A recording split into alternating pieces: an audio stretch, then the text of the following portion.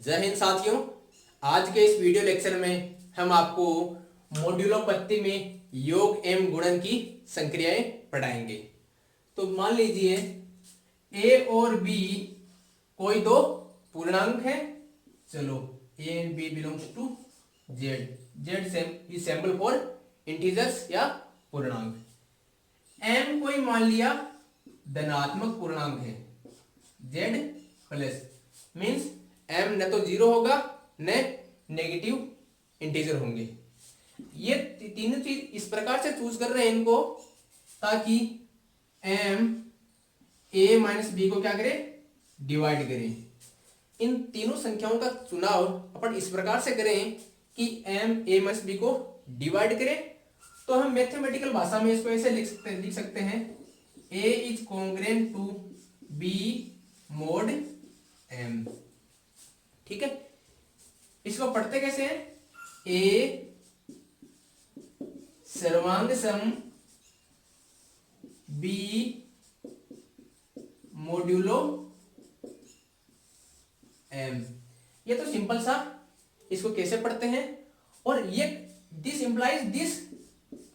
अगर ऐसा हो तो इसको ऐसा लिख सकते हैं और ऐसा हो तो इसको ऐसे लिख सकते हैं। ठीक है, ये कब लिखेंगे?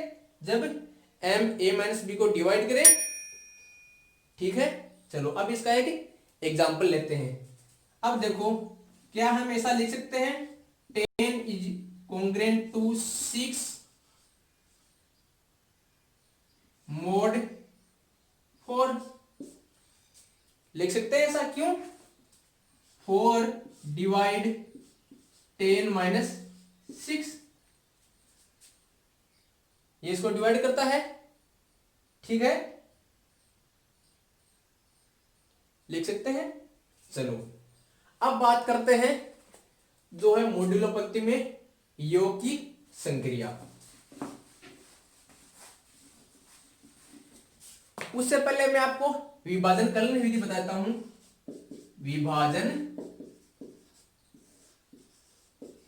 कलन विधि, या इसको बोलते हैं डिवीजन एल्गोरिथम। ये आपने पढ़ा होगा कि भाज्य बराबर भाजक गुणा भागफल प्लस शेषफल। मींस अगर हमारे पास कोई इंटीजर है, ठीक है, एम कोई धनात्मक पूर्णांक है, तो देयर एग्जिस्ट दो ऐसे पूर्णांकों क्यू एंड आर का अस्तित्व होगा such that a is equal to M Q plus r. ये आप ने पढ़ा है। इसको ऐसे भी लिखते हैं भाज्य बराबर भाजक गुणा भागफल प्लस शेषफल। ये सिंपल सी डिवीजन एल्गोरिथम या विभाजन कलन विधि है। अब देखिए, हमारे पास अगर कोई दो पूर्णांक हो ए और बी बिलोंग्स टू जेड, ठीक है, और एम कोई धनात्मक पूर्णांक हो, ठीक है, तो ए प्लस बी भी कोई पूर्णांक होगा और एम अपने को दिया हुआ है। तो विभाजन कलन विधि से कोई दो पूर्णांक क्यू और आर एग्जिस्ट करेंगे। किस प्रकार से कि A plus B is equal to M Q plus R, और आर क्या है यहाँ? रिमाइंडर या शेषफल। आर जीरो हो सकता है या जीरो से बड़ा, बट एम से हमेशा छोटा रहेगा। चलो ठीक है, ऐसा लिख सकते हैं इसको। ठीक है, where R greater than equal to zero लेन लेस देन एम। अब हम इसको A plus B is equal to R mod M इस प्रकार से लिखते हैं। और जहां आर क्या होता है? ए एवं बी का योग मोड्यूलो योग मोडुलो m का समशेष। इसको क्या बोलते हैं? r को a एंड b के योग मोडुलो m का समशेष। चलो अब इसको थोड़ा डिफाइन कर देता हूं मैं। a प्लस योग modulo m b equal to, ये आता क्या है? एग्जाम्पल से ही पढ़ेंगे। a प्लस बी, ये कब आएगा? जब a प्लस बी की वैल्यू m से छोटी हो। और r, इसको ऐसे लिख सकते हैं। और r कब आएगा? जब a प्लस बी की value greater than equal to m हो। चलो अब एक एग्जांपल से देखते हैं।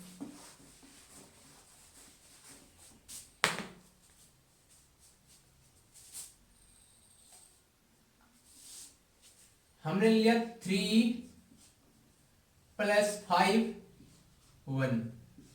देखिए क्या करेंगे? 3 और 4 को जोड़ेंगे और 5 का भाग देंगे, फिर जो शेष पर लाए उसको लिख देंगे। ये क्या आया? 3 प्लस 1 4, 3 प्लस 1 कितना आया? 4।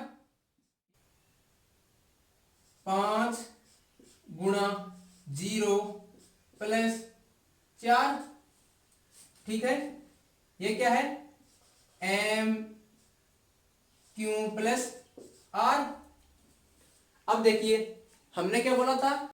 जब a प्लस बी की वैल्यू m से छोटी हो तो a plus b, a plus b 4, 4 is less than m क्या है? 5। दिस मीन्स ये कितना आएगा? 4। करने का मतलब है a और b को जोड़ो, m से भाग दो और जो शेष पर आए वो लिख डालो, ठीक है। इसी प्रकार से अगर हम जोड़ें 7 प्लस 9 मोड्यूलो 5, इसको देखते हैं क्या आता है। 7 और 9 को ऐड किया, कितना आया? 7 प्लस 9 इज इक्वल टू 16। 16 को कैसे लिख सकते हैं? 5 into 5 into 3 plus 1 m q plus r। ये क्या था? a plus b. अब देखिए a plus b m Q plus r, अपना r क्या है? 1 है। a प्लस बी 16 है, जो कि m क्या है? 5 से बड़ा है। और जब a plus b greater than equal to m हो तो क्या लिखते हैं? r। चलो तो इसको क्या लिख दिया हमने? r की वैल्यू 1, ठीक है। तो इसकी डेफिनेशन को हमने बता दिया, दोनों किस प्रकार से काम करते हैं। अब बात करते हैं जो मोडुलो पत्ती है उनमें गुणन की संक्रिया। चलो इसको भी देखते हैं। मान लो a और b कोई दो पूर्णांक है और वही अपना m क्या है? कोई धनात्मक पूर्णांक, ठीक है। तो a डॉट b ये भी कोई पूर्णांक होगा। डॉट मीन्स मल्टीप्लीकेशन, पूर्णांक होगा। तो अपनी विभाजन कलन विधि क्या बोलेगी कि कोई दो पूर्णांक q और r का अस्तित्व होगा, ताकि दिस इक्वल टू दिस, ठीक है। अब देखो इसको हम क्या लिख सकते हैं? a dot b congruent to r mod m। जिस प्रकार इसको ऐसे लिखा था, इसी प्रकार इसको ऐसे लिख सकते हैं। और r को क्या बोलते हैं? a एवं b का गुणन मोड्यूलो m का समशेष। ये तो होगी टर्मिनोलॉजी कि इनको बोलते क्या है और किस प्रकार से लिखते हैं। अब हम इसको इस प्रकार से डिफाइन किया था, इसी प्रकार से इसको डिफाइन करेंगे। चलो a गुणन modulo m B equal to same process A dot B if A B is less than M और if A B is greater than equal to M. A और बी को गुणा करो, कर दिया, जो भी संख्या है उनको इस फॉर्म में लिख लो। अगर ए डॉट बी इसकी वैल्यू एम से कम हो तो ए बी आ जाएगा, अगर ए गुणा बी इसकी वैल्यू एम या एम से ज्यादा हो जाए तो अपना आर या रिमाइंडर शेषफल आ जाएगा। चलो कुछ एग्जांपल देखते हैं। 5 मोड्यूलो 4 इंटू 6 देखते हैं। 5 इंटू 6 is equal to 24। 24 equal to 4 into 6 sorry 30। ये कितना आया 4 इंटू 7 प्लस 2 बराबर है 728 से 2 30। अब देखो ए गुणा बी, ए गुणा बी कितना है 30। 30 इज ग्रेटर देन एम अर्थात 30 4 से बड़ा है तो आर, आर क्या है अपना 2। अब देखते हैं 3 गुणा मल्टीप्लिकेशन मॉड्यूलो 7, ये क्या आएगा 3 गुणा 2 7 का भाग 2 वही आएगा, शेषफल क्या आएगा 6। 3 गुणा 2 इक्वल टू 6 इक्वल टू 7 गुणा 0 प्लस 6 ऐसे लिख सकते हैं। और ए बी, ए गुणा बी 6 इज लेस देन 7 तो क्या आएगा ए गुणा बी, और ए गुणा बी क्या है 6, ये अपना 6 का 6 आ जाएगा। तो हमने आपको मॉड्यूलो में योग एवं गुणन की दोनों प्रक्रिया बता दी और किस प्रकार से इनको कैलकुलेट करते हैं विद एग्जांपल समझा दिया। अब बात करते हैं संक्रिया सारणी की।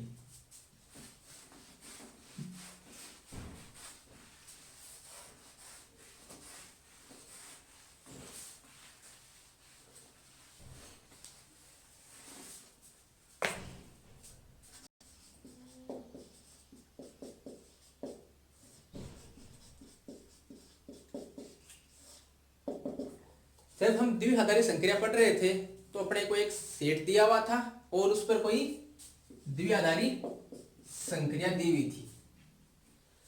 तो सेट के एलिमेंट की इस ऑपरेशन के साथ एक टेबल बनाते हैं और उसी टेबल को क्या बोलते हैं द्विआधारी संक्रिया सारणी।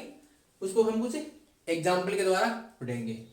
मान लो एक कोई अपना सेट है 0 1 2 3 और संक्रिया क्या है मल्टीप्लिकेशन मॉड्यूलो 4 या गुणन मॉड्यूलो 4।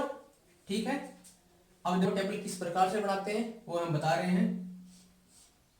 सबसे पहले क्या करो, जितने एलिमेंट हैं उतने कॉलम तैयार कर लो 1 2 3 एंड 4।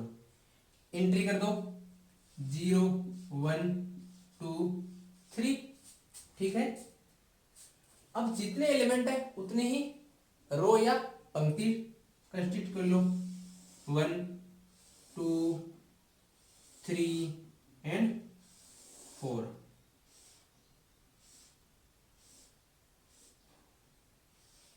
ठीक है,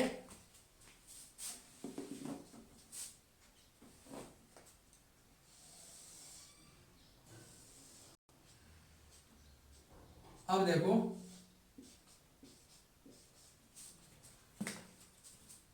ये क्या है मल्टीप्लिकेशन मॉड्यूलो 4।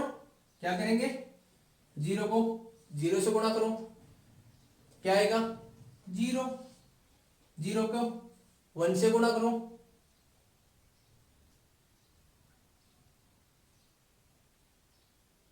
क्या आएगा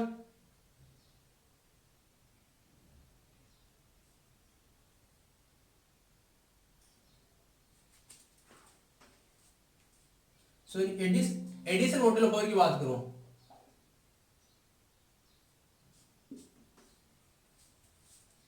एडिशन मॉड्यूलो 4 की बात करो, 0 को 0 दोनों को ऐड करो, 4 से भागा दो, 2 शेषफल आए 0, 0 से 1 ऐड करो, क्या आएगा 1, 4 का भाग दो, शेषफल 1, 0 में 2 ऐड करो, क्या आएगा 0 + 2 2, 4 से छोटा है ये लो 2, 0 में 3 ऐड करो, कितना आएगा 3, 3 इज लेस देन 4, ये लो जी 3।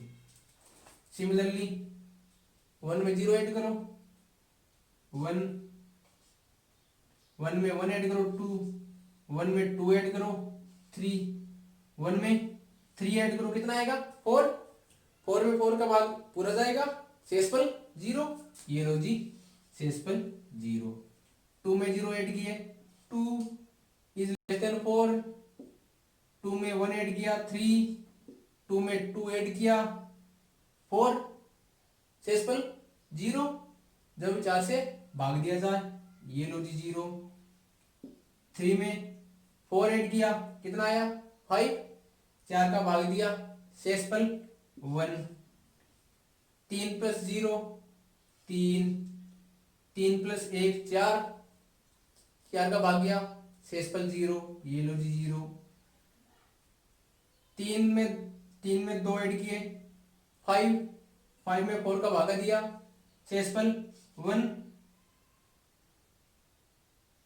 3 में 3 जोड़े, कितना आया 6, 4 से भाग दिया, शेषफल 2। अब देखो ये संक्रिया सारणी तो हमने बना ली, अब ये काम क्या आएगी ये बताते हैं। हमने जब बाइनरी ऑपरेशन पढ़ी थी तो क्रम विनिमयता की बात की थी,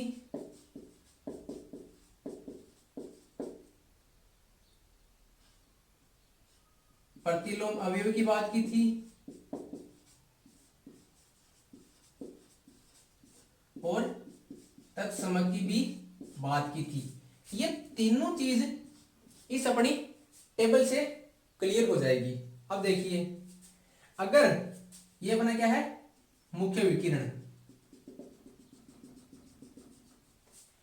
अगर ये अपनी टेबल मुख्य विकिरण के रेस्पेक्ट में सम्मित हो, मतलब जैसा विकिरण के इधर हो वैसा ही इस साइड में हो, तो ये जो अपनी संक्रिया क्या होगी क्रम विनिमय। देखते हैं इधर 1 इधर 1 2 2 3 3 0 0 3 3, जैसा इधर है वैसा ही इधर है, इसका मतलब संक्रिया अपनी क्या है क्रम विनिमय।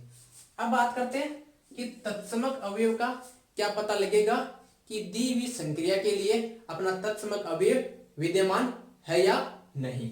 अब देखिए अगर कोई भी रो इस पहली रो के समान आ जाए, इस यहां कौन सी आ रही है, यहां तो ये वाली रो है, इस सबसे ऊपर वाली रो के समान आ रही है, ये जो पहली रो है ये सबसे ऊपर वाली रो के समान आ रही है, और पहला कॉलम सॉरी जो पहला कॉलम है इसके समान ये वाला कॉलम आ रहा है, तो जो पंक्ति सबसे ऊपर वाली रो के समान आ जाए उसका पहला एलिमेंट वो क्या कहलाएगा तत्समक अवयव। जैसे यहां ये वाली पंक्ति इस सबसे ऊपर वाली पंक्ति के समान है, तो जो इसका पहला एलिमेंट है ये क्या कहलाएगा तत्समक। इसी प्रकार से कॉलम वाइज देख सकते हैं, कौन सा कॉलम इस सबसे पहले वाले कॉलम के समान है, ये वाला कॉलम है क्या 3 0 1 2 3 0 1 2 3 0 1 2, नहीं है, ये भी नहीं है, ये भी नहीं है, ये है, इसका मतलब ये जो इस पहले कॉलम का जो सबसे ऊपरी एलिमेंट है वो क्या होगा तत्समक। अब बात करते हैं प्रतिलोम अवयव की।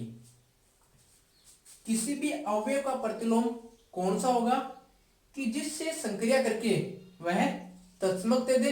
यहां देखिए इसके सामने तत्समक अवयव कहां आ रहा है, यहां इसका मतलब इसका प्रतिलोम अवयव कौन 3, इसके सामने तत्समक कहाँ आ रहा है यहाँ, इसका प्रतिलोम ये 2 के सामने तत्समक अवयव कहाँ आ रहा है यहाँ, कौन से कॉलम में है इसमें, मीन्स 2 का प्रतिलोम 2, 3 वाली इसकी पंक्ति में इसके सामने 0 कहाँ आ रहा है यहाँ, इसका मतलब इसका प्रतिलोम ये, ठीक है। तो इस संक्रिया सारणी की मदद से हम चेक कर सकते हैं कि क्रम विनिमेयता, प्रतिलोम अवयव और तत्समक। एक हम संक्रिया सारणी और बताएंगे, एक एग्जांपल और लेते हैं। मान लो ए कोई अपना सेट है, क्यूबिक रूट ऑफ यूनिटी या 1 का घनमूल, और ऑपरेशन क्या अपनी मल्टीप्लिकेशन। चलो इसकी भी संक्रिया सारणी बनाते हैं। 1 omega omega square, 1 omega and omega square.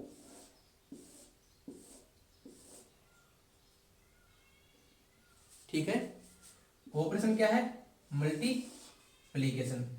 1 को 1 से मल्टीप्लाई किया 1 को ओमेगा से ओमेगा, ये ओमेगा स्क्वायर, ओमेगा को 1 से गुणा किया ओमेगा, ओमेगा को ओमेगा से गुणा किया ओमेगा स्क्वायर, ओमेगा को ओमेगा स्क्वायर से गुणा किया, क्या आया ओमेगा क्यूब। जबकि ओमेगा क्या है अपना इकाई का घनमूल, तो इसका मान क्या होता है 1, ये लो जी 1 ओमेगा स्क्वायर 1 से omega square, omega square omega से ओमेगा क्यूब जो क्या है 1, ओमेगा स्क्वायर से गुणा होगा क्या आएगा ओमेगा की power 4, this equal to omega cube into omega, 1 into omega क्या आएगा अब ओमेगा। अब चलो देखिए, अब पता लगाते हैं कि कौन सी पंक्ति सबसे ऊपर वाले पंक्ति के समान है। ये पंक्ति इसके समान है नहीं, ये वाली समान है नहीं, ये वाली सबसे ऊपर वाली पंक्ति के समान है, ठीक है। इसका मतलब ये जो इस पंक्ति का जो पहला एलिमेंट है, जिस एलिमेंट से पंक्ति स्टार्ट हो रही है, वो एलिमेंट क्या होगा इसका तत्समक अवयव क्या होगा 1, ठीक है। बात करते हैं क्रम विनिमेयता की। क्या ये संक्रिया सारणी मुख्य विकिरण के सापेक्ष सममित है, जैसा सारणी इधर है वैसा इधर है, अगर है तो हम बोल सकते हैं ये क्रम विनिमय है। देखिए जैसा इधर है वैसा ही इधर है, इसका मतलब ये क्रम विनिमय भी है। अब बात करते हैं अपन प्रतिलोम अवयव की। जिस एलिमेंट के सामने जिस कॉलम में ये तत्समक अवयव आ रहा है, उसी कॉलम का सबसे ऊपरी एलिमेंट क्या होगा उसका प्रतिलोम। 1 के सामने तत्समक कहाँ आ रहा है यहां, इसका मतलब 1 का प्रतिलोम 1 ओमेगा, ओमेगा के सामने वाली रो में एक तत्समक यहाँ आया, कौन से कॉलम में इसमें, इसका मतलब ओमेगा स्क्वायर ओमेगा का प्रतिलोम।